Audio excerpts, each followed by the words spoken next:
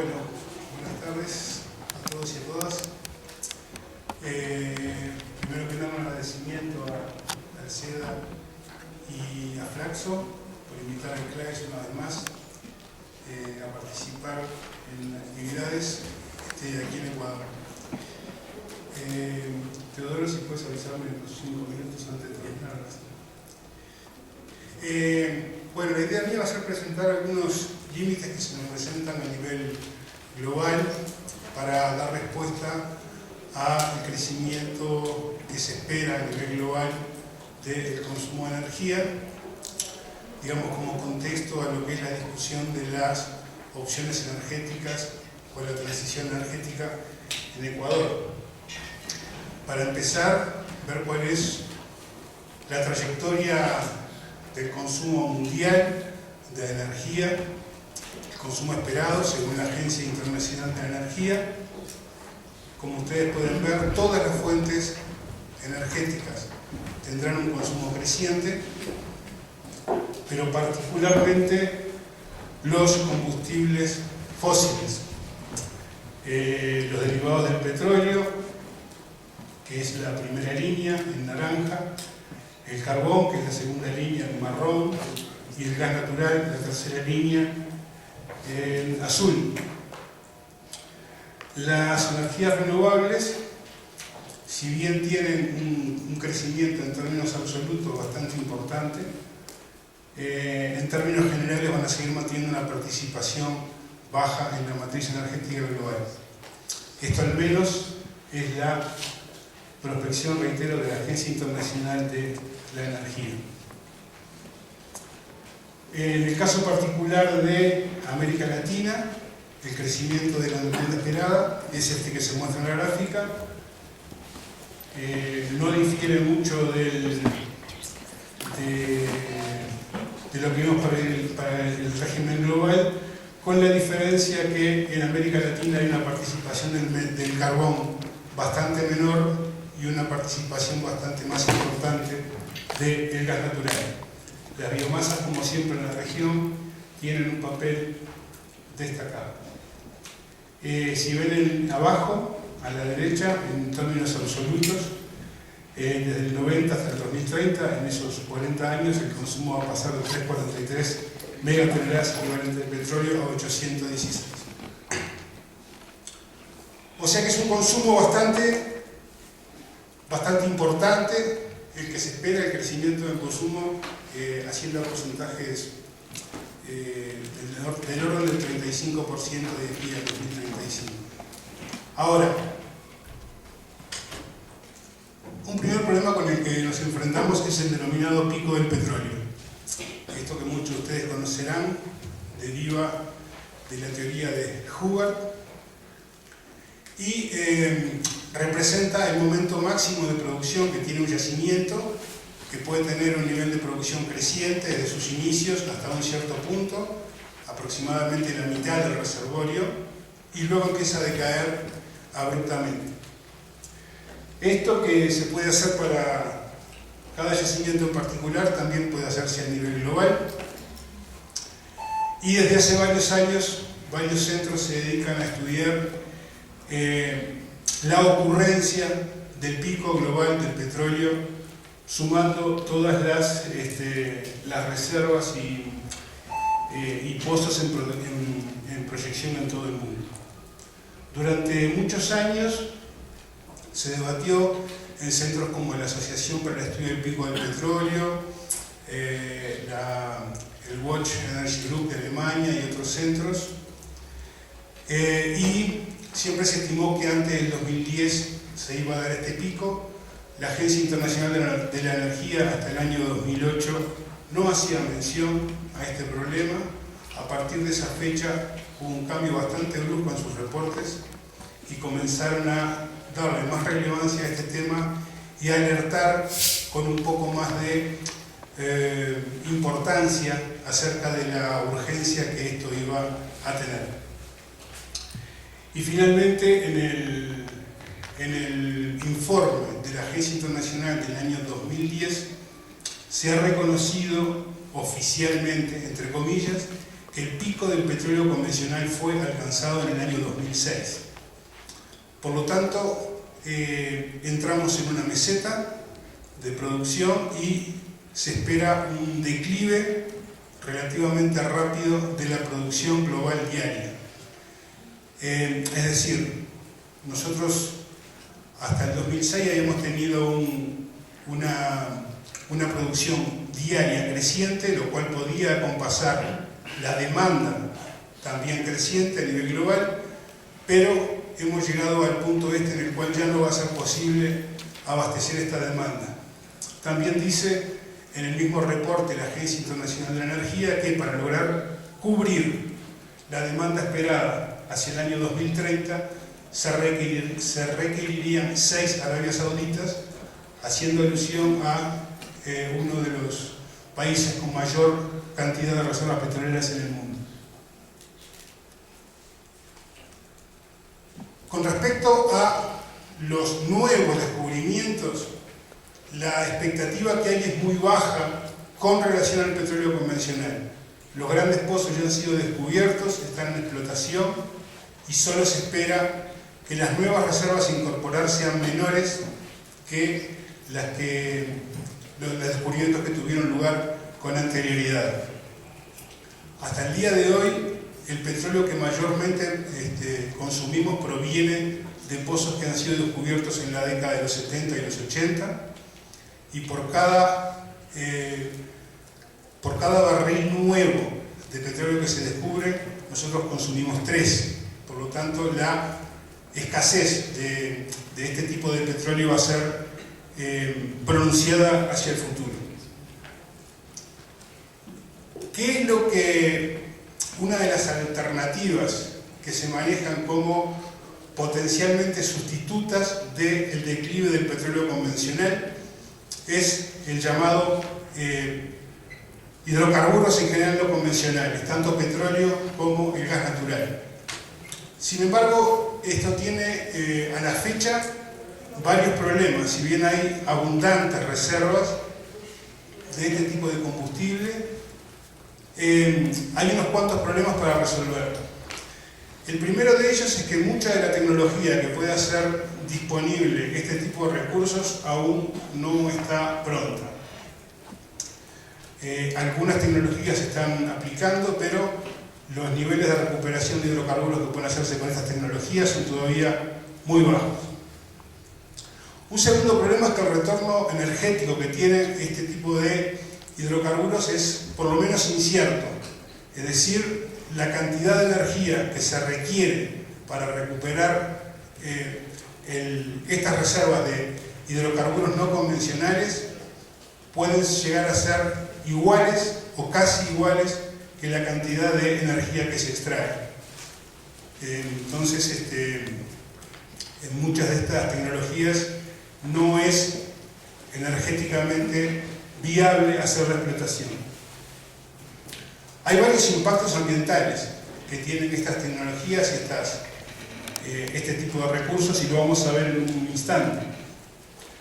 Pero además, y aquí está, me parece, uno de los problemas mayores, que las inversiones necesarias para poder extraer este recurso aún no están ejecutadas, ni siquiera planificadas.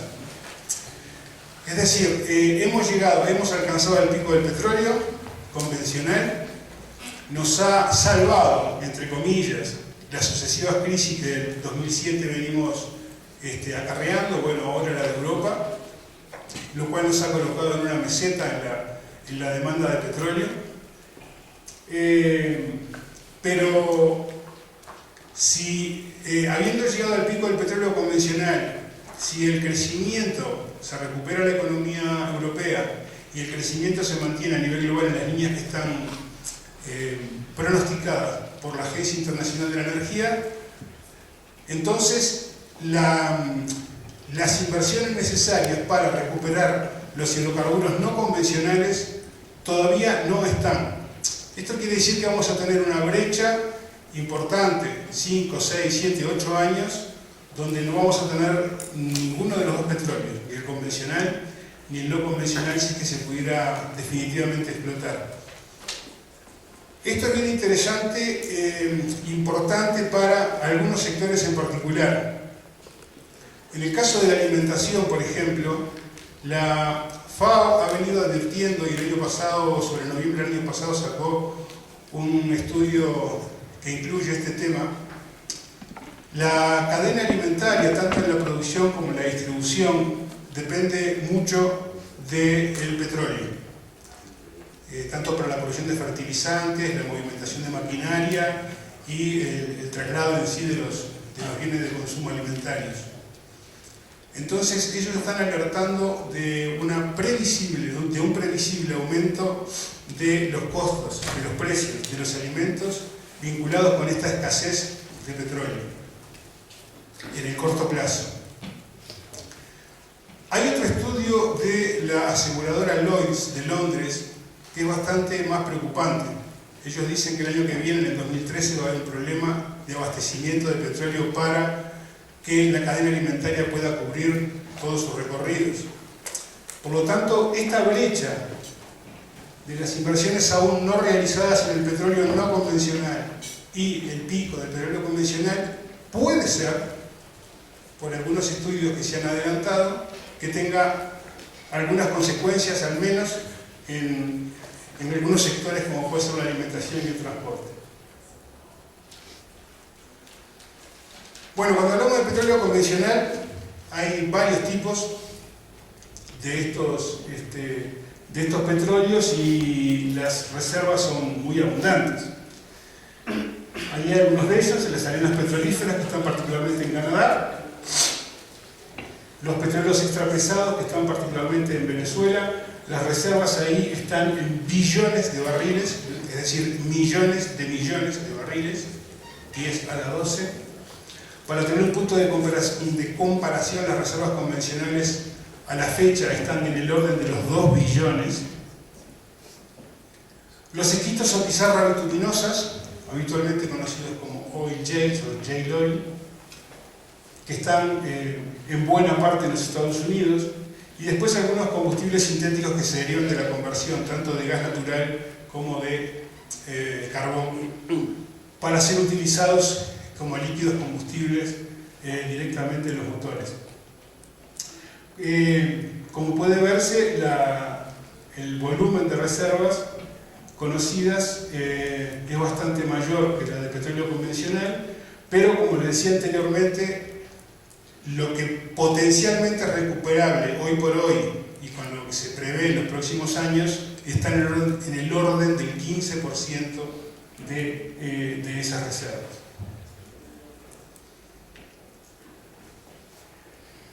Algunos impactos ambientales del petróleo no convencional. Esta es particularmente una foto de las explotaciones de las arenas asfálticas de Alberta. Un primer problema es la cantidad de emisiones de dióxido de carbono que producen este tipo de hidrocarburos. Un poquito más adelante me voy a referir más específicamente al problema de las emisiones y el cambio climático. Pero vale la pena decir que las arenas y el esquisto, las arenas y el petróleo de esquisto tienen 3 y 8 veces respectivamente mayores emisiones de gases de efecto invernadero que el petróleo convencional. El uso del agua también es muy importante, tanto en esto como en el gas. Se precisan de 2 a 5 barriles de agua por cada barril de petróleo que se produce. Y hay una importante destrucción de la tierra por la cantidad de material que debe removerse para poder extraer el petróleo de las arenas. 2 toneladas de materiales por cada barril de petróleo, y por supuesto una contaminación por químicos un poco más importante que la que ocurre en el petróleo convencional. En el caso del gas no convencional, cuyas reservas son bastante más discutida todavía la cantidad de reservas existentes, pero también se supone que es abundante. Hay diferentes tipos de gas no convencional. Uno de los más conocidos y que está más presente en la región latinoamericana es este conocido como shale gas, aunque hay otras fuentes de gas, shale gas.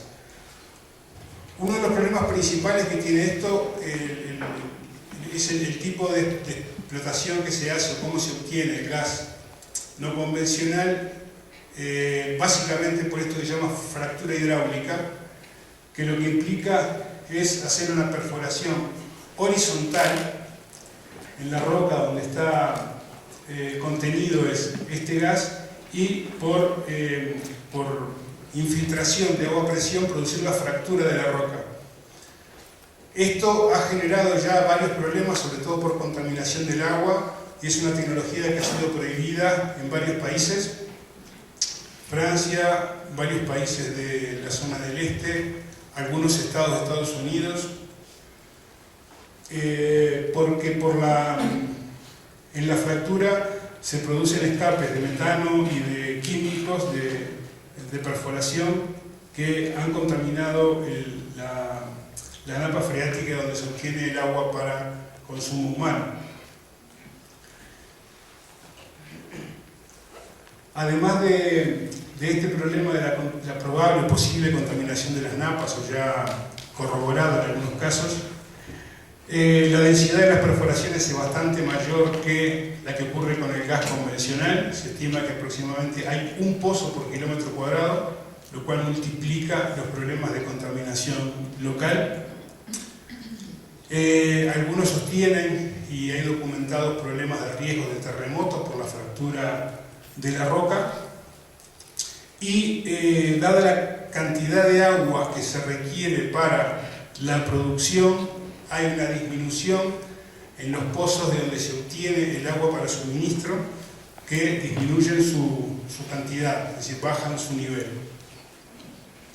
Comparando la cantidad de agua necesaria para la producción del gas convencional y del gas y el petróleo no convencional, allí tenemos los datos de los metros cúbicos de agua que se necesitan para cada terajoule extraído de los hidrocarburos. Como pueden ver, en cualquiera de los dos casos, del petróleo o del gas, el volumen de agua requerido es bastante mayor que en los casos de los hidrocarburos convencionales.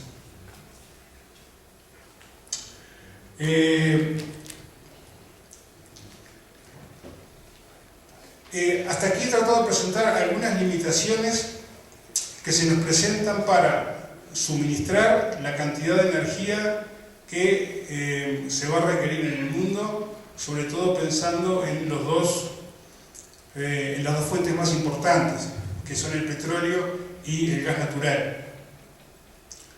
Ahora, esta es una limitante física importante, pero hay otro problema que también hay que considerar, que es el fenómeno del cambio climático y las implicancias que puede tener la utilización del petróleo y gas convencional sumado al no convencional en este problema. Como ustedes saben, seguramente en Naciones Unidas se ha establecido que el máximo posible, o el máximo tolerable de aumento de temperatura a nivel global, para que no haya un cambio abrupto que nos lleve a una serie de consecuencias indeseables con graves problemas para la supervivencia del ser humano en el planeta, ha sido establecido en 2 grados centígrados por encima de la media en la era preindustrial. Es decir, que si nosotros queremos mantener un cierto nivel de vida habitable dentro del planeta, no podríamos pasarnos de un aumento máximo de la temperatura de esos 2 grados. Y este es un número bastante permisivo, diría yo. En realidad, la base científica disponible en realidad argumenta más en favor de que el límite debería estar en 1 grado centígrado. Pero admitiendo que quisiéramos contener el aumento de la temperatura en un máximo de 2 grados, el tipo de reducción de gases de efecto invernadero que nosotros tendríamos que lograr es el que se muestra en la gráfica de arriba. En la gráfica de arriba ustedes tienen en la línea roja lo que es el escenario tendencial de emisiones si no se toman medidas a nivel global para combatirlo, donde la temperatura puede llegar a aumentar hasta 6 grados según los reportes de la agencia y un poco menos según el IPCC, de la Agencia Internacional de Energía. Para lograr el nivel de estabilización en 2 grados, la trayectoria que deben seguir las emisiones es la que está marcada con línea azul. Como pueden apreciar, el nivel de reducción de emisiones que tenemos que hacer no es menor, no es de muy bajo declive, sino que es muy pronunciado. Y en la gráfica de abajo lo que están son las temperaturas, los niveles de temperaturas que se pueden llegar a alcanzar en los escenarios estimados para la curva azul, que se ve de emisiones en el gráfico de arriba, o la curva roja que se ve en el gráfico de arriba, que sería el escenario tendencial. Por lo tanto, parecería desde el punto de vista de la supervivencia humana que iniciar el camino en aquella trayectoria en azul sería lo más apropiado. Gerardo, sí, ya los 5, te faltan correcto. 5 minutos, ¿no? Gracias, ya estoy terminando. Arriba dice presupuesto de carbono 1.400 gigatoneladas de dióxido de carbono. ¿Esto qué quiere decir? Para nosotros lograr aquella reducción de la curva, tendríamos que, a lo largo de todo el siglo XXI, solamente emitir entre todos los seres humanos del planeta 1.400 gigatoneladas de carbono, lo cual equivale aproximadamente a 14 gigatoneladas por año que podríamos llegar a emitir durante el siglo XXI. Hoy estamos en el entorno de las 50 gigatoneladas, lo que también da una imagen de cuál sería la reducción que deberíamos tener. Sin embargo, si uno mira la cantidad de carbono que hay acumulado en las reservas de petróleo, carbón y gas natural conocidas, vemos que superamos largamente, muy largamente, ese presupuesto. Solo con el petróleo convencional y no convencional, la cantidad de carbono acumulada en esas reservas y que potencialmente se podría liberar en el caso de consumirlas, estaría en el orden de 4.200 gigatoneladas. Y como les mencionaba antes, el límite máximo que podríamos emitir serían 1.400 a lo largo de todo el siglo. Si sumamos todo el carbono contenido en las reservas de gas natural y de carbón, estamos en las 6.800 toneladas. Por lo tanto, hay una cosa que es bastante evidente. Aún si pudiéramos extraer todo ese petróleo, aún si técnicamente fuera viable, económicamente viable, etcétera, etcétera, no podríamos quemarlo, salvo que corramos este riesgo del cual nos vienen alertando continuamente en los últimos años. Y es que si nos pasamos de esa línea de los 2 grados, la vida en el planeta va a ser muy difícil, por lo menos para los seres humanos y varias otras especies. Entonces, parece ser que aquellas sabias palabras del secretario de la OPEP hace 20 años atrás eran una profecía. Él decía esto, que la edad de piedra se había acabado no por falta de piedras y que la era del petróleo se iba a acabar no por falta de petróleo. Es evidente que enfrentamos unos límites ambientales importantes y que ya sea por este problema ambiental global, por los problemas ambientales locales o por el precio que va a alcanzar el petróleo, porque una cosa que no mencioné es que cualquier explotación de los petróleos y gases no convencionales implica costos bastante más elevados de combustible. Por lo tanto, lo que es seguro es que la era del petróleo barato se terminó. Es probable que la era de la energía barata se haya terminado, a menos que se dispongan para ello de enormes subsidios como acontece ahora. La Agencia Internacional de la Energía estima que este año se van a destinar 700.000 millones de dólares en subsidios a los hidrocarburos. 700.000 millones de dólares es algo así como el triple de lo que en la Convención de Cambio Climático se estima que se necesita para cambiar toda la matriz energética global para mantener el clima por debajo de un aumento de los 2 grados. Es decir, nosotros estamos sosteniendo con subsidios al petróleo una tecnología del pasado, estamos impidiendo el avance de otro tipo de tecnologías. Entonces, ya sea por cuestiones ambientales o ya sea por cuestiones económicas, está claro que hemos llegado al fin de la energía barata, solo nos espera una energía cada vez más costosa, con altos impactos ambientales y de cambio climático. Por lo tanto, es importante iniciar una era de cambios en este sentido. Cambiar el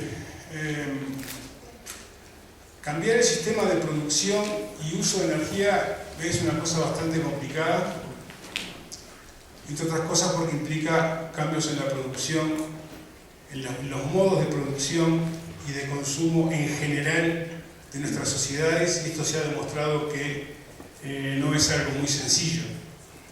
Pero sí hay algunas ideas que se han empezado a elaborar en los últimos años vinculadas a las transiciones, es decir, ciertas medidas que pueden comenzar a tomarse a partir del escenario actual, de la legislación actual, de las normas o insumos o instrumentos financieros de los que hoy se disponen, para comenzar a dar pasos que nos conduzcan hacia un cambio.